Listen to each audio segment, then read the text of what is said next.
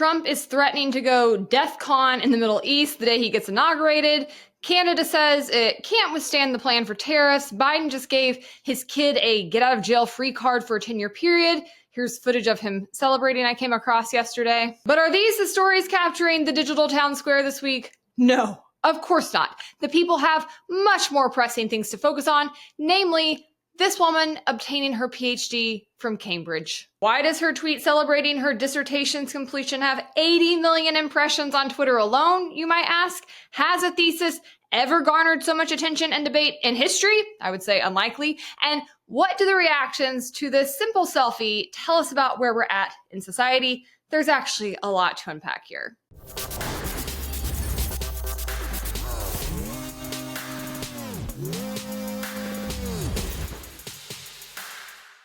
First, I'm Hannah Cox with Base Politics. Welcome to my channel where I bring you my politically homeless takes on politics and culture. Before we dive in today, make sure you like this video, subscribe to my channel if you have not already, and of course, ring that notification bell so you never miss one of my episodes. Okay, so for the record, this woman is not famous. That was my first guess, is that she was like some kind of Taylor Lorenz character on the internet that people already hated before this went viral, but no. Secondarily, she didn't even obtain her degree in the US. She's set to graduate from Cambridge, which is in England. And the title of her dissertation, which you can see in the screenshot, is Olfactory Ethics, the Politics of Smell in Modern and Contemporary Prose. Her degree, she says in the comments, is going to be in English Lit. So it all seems innocuous enough. I could not for the life of me at first figure out why her comments look like this. You're a useless person. That's all this tells me. LOL, women in academia are such a bad joke. I hate advanced degrees. You would have spent your years better by getting married and having children. Men versus women showing off their PhD thesis, and it shows photographing something you want to show everyone. Males simply taking a photo of the object, females showing a photo that centers their face with the object slightly obscured.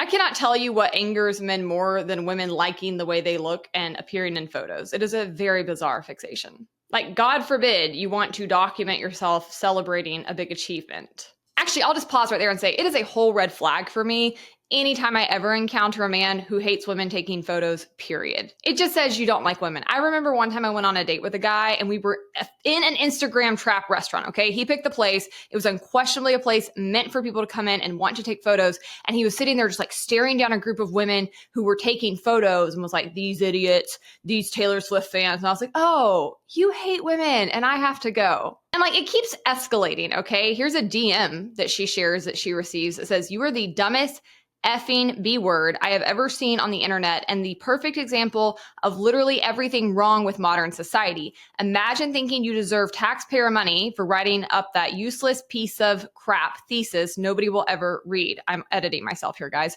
Vegan, feminist, and queer, your dues to society are many, and me and the boys will grape them out of you.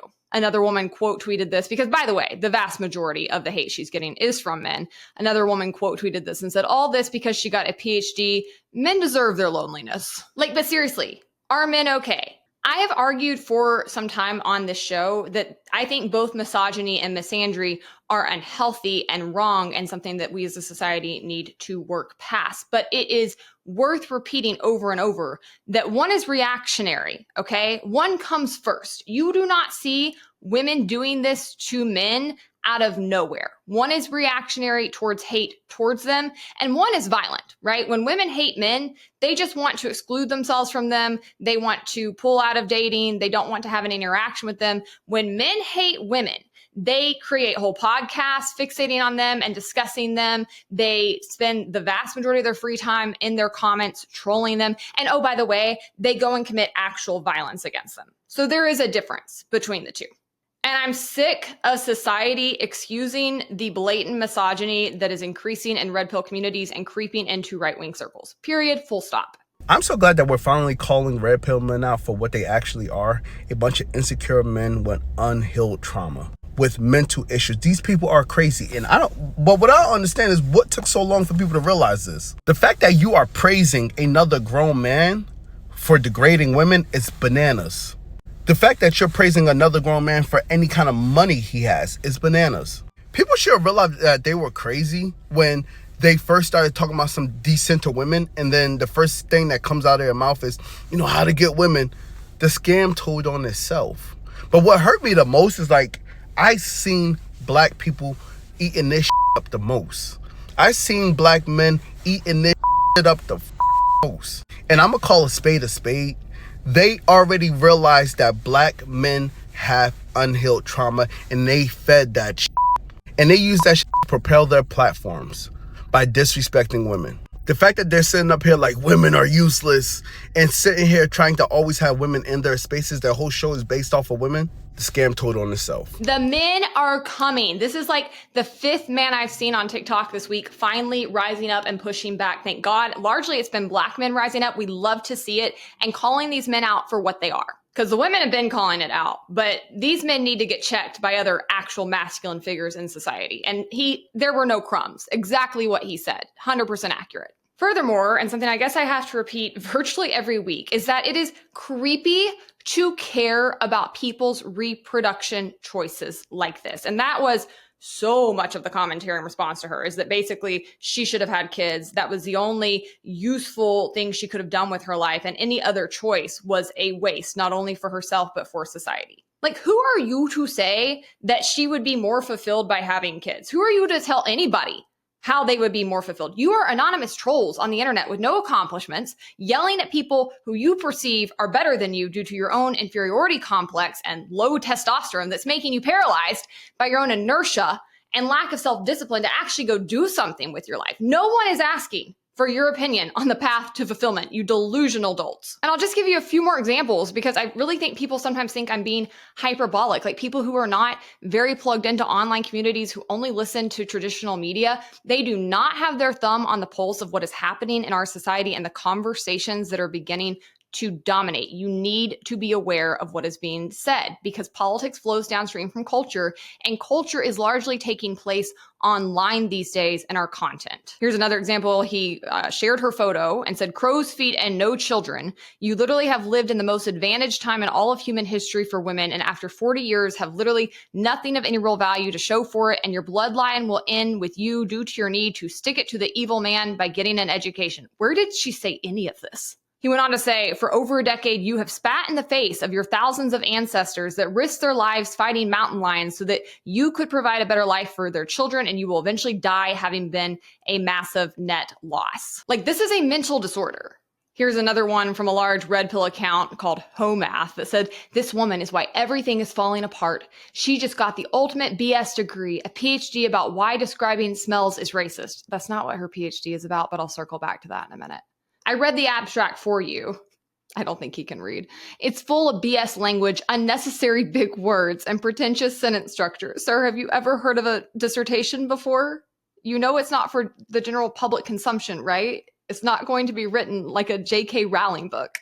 She could have said the same thing simply, but she didn't want to. No, she couldn't have. She wouldn't have passed her dissertation if she did that, you complete walnut. He goes on to say she got a PhD for this, and from the looks of her, she probably believes that this entitles her to an extremely high status lifestyle. Remember this when they tell you that women are beating men at getting an education. Good luck to whoever has to pay off those loans, and don't forget to call her doctor. Like, never in my life have I been this emotional about anything, much less a selfie of a stranger on the internet. Men are the more emotional sex, and you really can't tell me otherwise at this point. I loved this person said, "The dude bros and incels can barely get through a tweet, let alone a thesis. Their inferiority angers them so. Don't spoil your kids, y'all. They may grow up to be awful." I mean, 100%. Like, I blame the boy moms and the deadbeat dads. If you have a son who's running around acting like this, you get an F in parenting.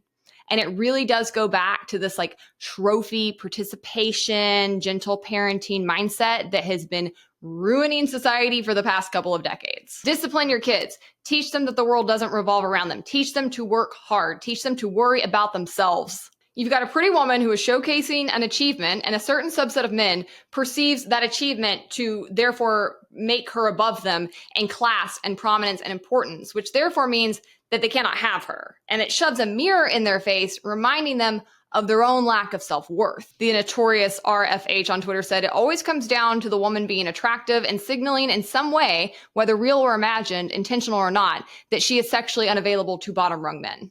And that really is a lot of it. Like, I'm going to get into some other backlash she got here, but like, this was the core reaction to what was underlying the rage that was being directed at her. And basically, they're just projecting their own lack of value onto her. You wasted years getting this PhD. You'll be miserable and alone. No man's gonna want you. You won't have kids. You won't have a legacy. But again, guys, if you're in this weird red pill subset doing this, those are your fears. I don't know who you think you're fooling here. You're not genuinely worried about her. No one cares that much about a stranger on the internet unless that stranger is invoking a perception of impacting you. And that's what it comes down to. They know that women are outpacing them in education. They're starting to outpace them in income. They perceive that a growing number of women are outside of their league, and they are enraged at this. But as one of my favorite psychologists to follow pointed out, his name's Alexander, it's at DatePsych on Twitter, he said women with PhDs make up approximately 1% of the US population and are the demographic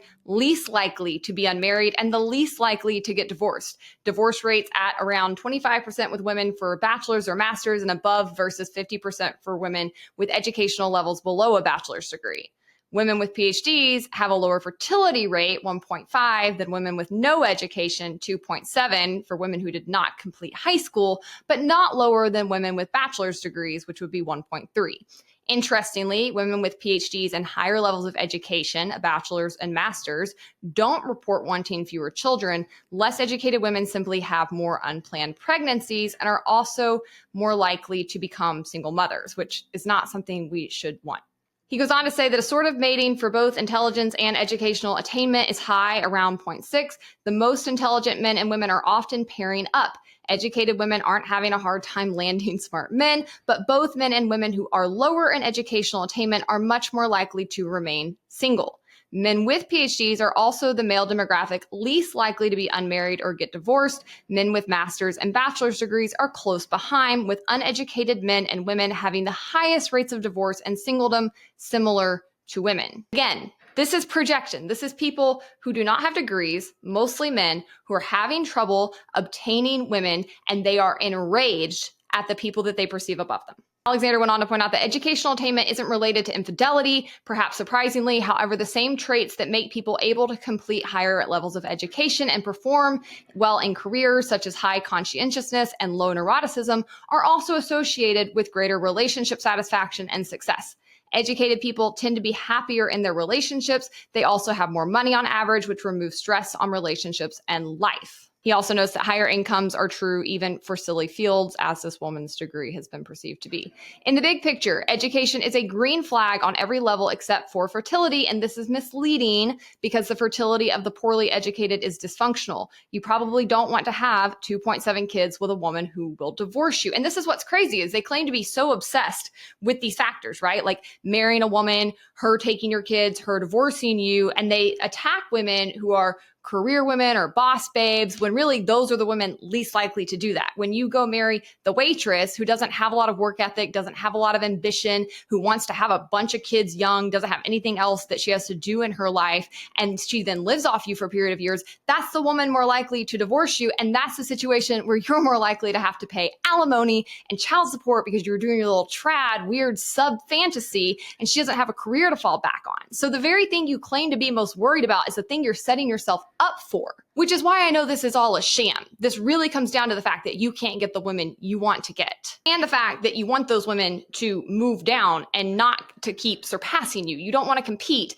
You just want to pull them down to your level. Now, as I mentioned, there was another category of people who were mad at this woman and who were attempting to make their outrage a political-based one versus a gender one. And they took a different approach to trying to destroy this woman's self-worth, going after academia instead, and particularly women within it. And I will say, if you look at her bio, she is definitely the stereotype of the academic that people love to hate. You can tell she's got pronouns in her bio. She's got the LGBTQ flag. It says currently teaching at Cambridge, one of those academic types who turns to books as a substitute for social interaction. Like, yeah, she's a leftist. But like, honestly, she really doesn't seem to be a douchebag at all. Number one, she's left her comments on for this insane post and is actually continuing to engage pleasantly, which is a whole lot more than I could say I would do. Like, I'd be coming for some throats at this point. And like, even here, somebody was mocking the usage of the word doctor for people who get a PhD. And she says, you know what? I don't disagree with this. I certainly won't be putting it up my hand if someone asks, is there a doctor in here on a plane? But like, this isn't her fault. This is just something that's been done throughout society for some time. And I don't know why people like this gets under their skin so much. I mean, my dad has a PhD, and so I saw firsthand the sacrifices he went through to get that in order to try to provide a better life for me and my family, which he was successful in doing largely thanks to his PhD. And I have no problem with something like that using the word doctor to advertise the overwhelming body of work they have gone through in order to get that. Even if you think the subject matter is stupid, getting a PhD is no joke. I lost so much time with my dad as a little kid while he was pursuing that. I remember how stressed he was while also trying to pastor a church. Like, it is a very, very tough thing to do, even for people who are brilliant, which my dad is, extremely high IQ, extremely smart. Like, I don't know what's wrong with wanting to honor that kind of self-discipline and work ethic. And maybe there should be a different name for it, I guess. But like, I just don't really get the beef. It's pretty easy to tell when somebody has a doctor of medicine or if they have a PhD in another field. And most people aren't that pretentious about it. Like, my dad would never ask people to call him Dr. So-and-so. I think my mom is like forced the issue more than anything because she wants him to be honored for the work he's done. And it also is symbiotic of the bulk of the work he's done to qualify him for the role he's now in. It does add a level of expertise. But like, I do get the people who are annoyed with academics and the expert class as a whole. As this person pointed out online, they said academia selects for activists who graduate onto subverting the real world. This is how you end up with ideologically driven officials. And it shows this chart that says activist to academia to activism pipeline, model of radicalization. And in it, you have people who are left-wing in general, but also activists and radicals and authoritarians who self-select into academia. And then academia funnels people out into work environments and scholarship, and people who then go on to promote and honor and denounce and harass and investigate and fire. I get it. Like, it's the cancel culture, warriors. It's the Karens. It's the people who work at the NIH and in government. And that then funnels into activist rhetoric, practice, and policies. They use an example. Hey, it's science, peer review. Are you a science denier? I do not have to explain this. Educate yourself. Like, yeah, I get this. I hate these people too. I think that it's fair to question experts at all time. I think it's good to have rigorous debate. I don't think having a degree necessarily means that you're smart. It often means people are indoctrinated. And I think that they have tried to wield that classification, that education, that title in order to silence other people. So there is a facet of this that I do understand. That frustration is real and valid. Another person on Twitter said, olfactory PhD thing struck a nerve because it's about intellectual stagnation in academia and the enormous number of academically gifted people who could have brought badly needed new energy and ideas into the profession, but were screened out over the last quarter century. I mean, maybe, like, certainly it does seem like people of certain ideologies are being screened out of jobs in academia, but there's nothing stopping you from going and getting a PhD in pretty much literally anything you want to. I'll add to that a lot of research has always been obscure and niche and likely unimportant in the grand scheme of things if you're looking through the lens of collectivism, which I would argue the right increasingly is. As this person on Twitter said, anti-intellectualism is one of the main characteristics of fascism, by the way. I don't know that I'd go that far. I mean, probably. It's probably a facet of many problematic ideologies. I think the F word gets thrown around way too much in political conversation these days and kind of undermines its weightiness and cause for concern. But what I will say is that anti-intellectualism is inherently tied to populism. And we are absolutely in a populist moment right now. So it really shouldn't surprise you that we are seeing this blowback against intellectualism, because populism is about the common people, right? It's against the elites. It's often spurred on by people who are largely uneducated themselves. And so they have a distaste for people who are in more of the white collar type jobs. They feel that they are responsible for their problems. Like, this is a pattern that has repeated throughout history. But I'm not a collectivist, unlike where the GOP is heading lately. I am a rugged individualist. And I think that there is value in doing things for you as an individual if they make you happy. Period. End of story. You don't have to always do things to benefit the common good. I can't stand that BS. There is benefit in pursuing your interests and achieving hard things. I mean, people go and run marathons, and I think you'd have to be cracked in the head to wake up one day and be like, you know what I'm going to do? I'm going to go run 26 miles. Like, I think that's crazy. But it doesn't bother me that people do it, because I don't perceive that you achieving that is some kind of a threat to my social standing or value. And I also don't need for everything you do to benefit me. If it makes you happy, if you're pursuing your rational self-interest and you're not hurting anybody, I could not care less. I am happy for you. So long as I am free to do the same, you will not hear a peep from me. And I would argue that everybody doing that for themselves is what actually creates a cohesive and happy society. You're not entitled to people's labor. You're not entitled to people birthing kids for you. You're not entitled to people's choices. You're not paying for this degree. Again, she's in England. If they are paying for that degree, that's their taxpayers' problem. And I can't even die with the argument that that is what's making them mad, because there is so much public funding for universities here in the US. And I'm in favor. I've argued for getting rid of all of it. I think it's what actually leads to college degrees becoming so expensive. I think these schools should have to compete. I think many of them should go out of business. But I've been calmly and rationally arguing that for years. I'm not flipping out over one woman getting a PhD. And that's what tells you there is so much more to this and this reaction than merely being mad at where taxpayer dollars are going. The last category of clowns in her comments I have to address are the people who are mad that she used big words in a dissertation, the people who are convinced her thesis is woke, the people who just plainly can't read and are even admitting that they just discovered the definitional word for olfactory, and then the people who clearly couldn't work through her thesis to actually get the true gist out of it. Here's one example. This guy goes, "It's not anti-intellectual to disparage stuff like this. Her thesis is essentially about how stinky is an oft-used negative descriptor in literature, and it also has some associations with race, class, etc. Everyone already knows that. There is nothing deep here. Who cares?" This is actually kind of genuinely funny. She said in the comments, "I'm still genuinely bamboozled by the sheer volume of people entirely mischaracterizing the subject and argument of my thesis. The words are there before them, but their interpretation is on a separate plane of existence. Honey, they can't read, okay? The majority of Americans are increasingly functionally illiterate. They not only can't read, they can't even hear. They can't comprehend. They can't listen. They're not functioning that highly." And this is very clearly on display in virtually any comment section you go into on any platform, any interaction you have. It's very helpful to remember that, number one, most of the people you're talking to are probably under the age of 25. You're mostly dealing with children.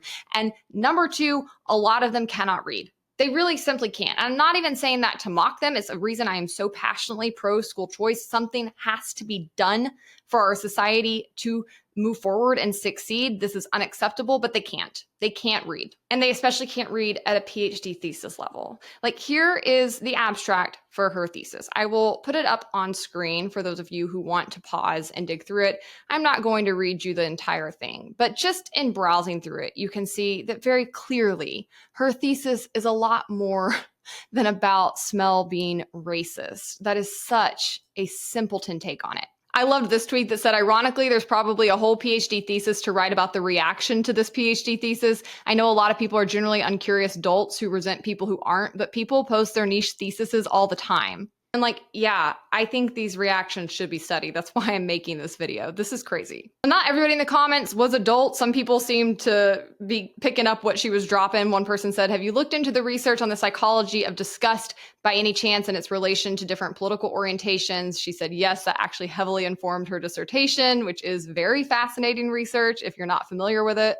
Another person said, "Why is this blown up? Aroma and acoustics play prominent roles in most environments and are curated in specialist retail hospitality zones. This is not controversial and it's not irrelevant."